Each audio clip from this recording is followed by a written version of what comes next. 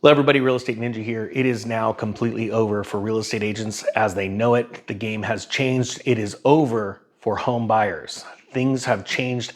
Dynamics have shifted.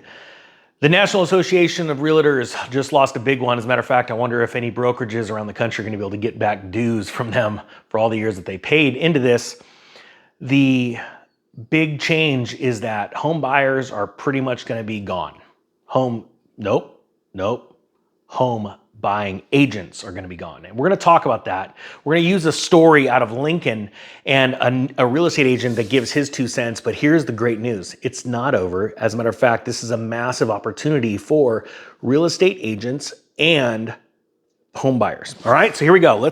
Where's my story? All right, here we go. This is out of ABC. It says Lincoln Realtor says change to commissions will add substantial costs for home buyers. It says out of Lincoln, Nebraska, a settlement in a federal court case will change the way realtors are paid and could make it more expensive to buy a house. Right now, each time a house is sold, the commission is paid to the seller's agent, who decides how much to give the buyer's agent. That system sparked federal lawsuits with critics saying the commissions were excessive and unfairly benefited the seller's agent over the buyer's agent. Let me stop real quick and tell you that this exact argument came up around 2004 to 2006 when home prices were hitting their highs back then. Then they crashed down. Get ready, it's going to happen again. And it came to fruition, the whole thing really came to a head this time because home prices skyrocketed even past the last peak. Don't worry, they're gonna crash again.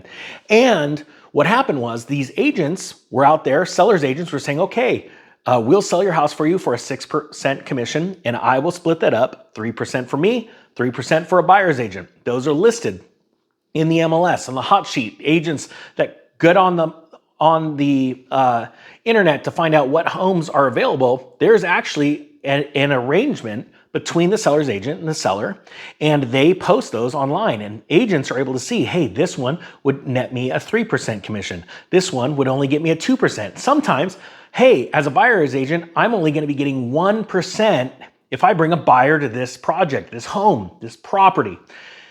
It's funny, I teach this in my real estate course on how to sometimes use those numbers on a flip side, where I would talk to my seller's agent and I would say, you're gonna get 2% and we're gonna give the buyer's agent 4%. I know that sounds crazy, but sold a lot of homes back in the early 2000s, and that was something that brought me a lot of potential buyers. So here's the thing. Look at this story right here, how it says. The National Association of Realtors agreed to a settlement. If it is approved, the seller's agent wouldn't have to pay commission to the buyer's agent, okay? Now, all of this sounds crazy, all doom and gloom, right? But in all reality, are you as a home seller going to let a real estate agent go, okay, so I want 6% and I'm not gonna give any of it away? What do you think you're gonna do? You're gonna, no, you're high as a kite. We're gonna offer it for 6%. You're gonna give 3% to the buyer's agent, you can keep 3%. Or everything's up for negotiation. You know what? I only want to give you 5%. I only want to give you 3%. The whole point is that the game changer is that negotiations are going to be blown wide open.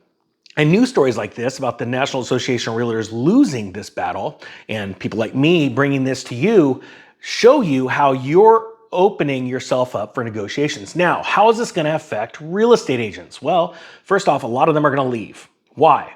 This happened during the last crash, during the housing collapse of 2008, which actually started a lot earlier than that, because the velocity of transactions fell off a cliff and real estate agents couldn't make ends meet, all right? Established real estate agents and new real estate agents that were really aggressive, they did make it well. And then they blew up exponentially after the crash when the real estate started to pick back up. But by and large, a lot of real estate agents left and became delivery people, pizza delivery people, and working at Walmart. This is the truth, right? Well, here's the thing. That moment's actually already happened. You see, right now, national volume, the amount of homes selling is at historic lows. We are seeing very low numbers right now because people all around the country have golden handcuffs on. Buyers that are sometimes paper millionaires, they can't even sell their house. Why? Because even if they did and put all the money back into another house that's of like kind, they can't afford all of the additional fees that have gone up over the last couple of years, okay? We have a crisis going on. So there are less homes being sold today than there were a couple of years ago, and even less homes being sold today than there were 5 or 8 years ago. Point being is this, on an average national basis, there's less money to be made as a real estate agent. So a lot of real estate agents have left. Now this is going to send a lot of them for a loophole, and they're going to start advertising of why it's so important that you pay them as a buyer. This is where this benefits you. First off, I have bought homes without any real estate agents, and I was a real estate agent. Probably the worst real estate agent ever, right? Because I think like an investor. I don't think like a salesperson.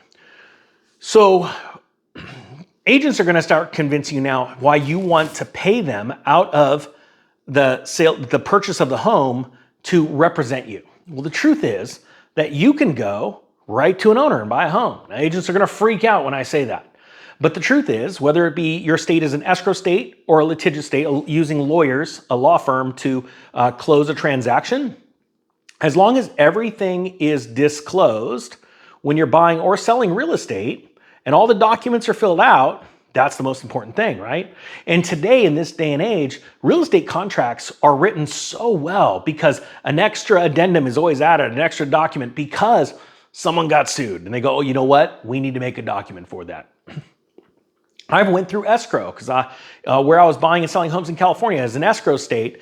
And I would go down with the seller and I would purchase a home without anybody else involved.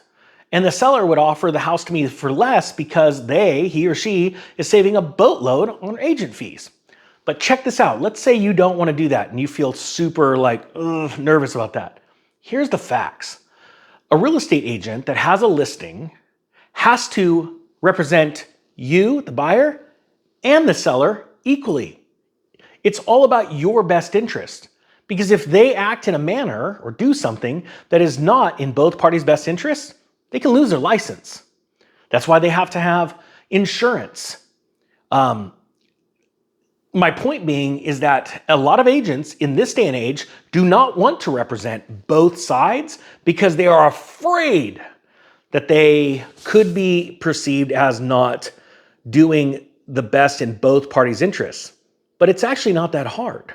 It's just being totally transparent and honest. And it's a whole new game changer. And there are going to be a handful of real estate agents around the country that embrace this and dive in and become mega agents.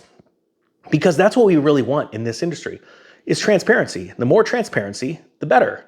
You know, for a long time, agents have enjoyed the ability to keep you away as a buyer from the seller, or you as a seller away from the buyer.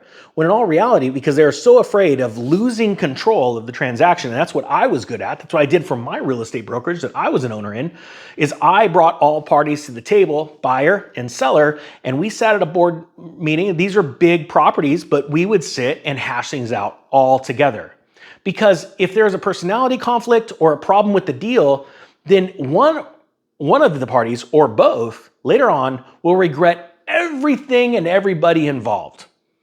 So my point being is that as this doom and gloom's happening, yeah, it's a game changer, but you have to look at it as anytime something that's always been the same shifts and changes. If you start looking at it from the aspect of how can I capitalize on this?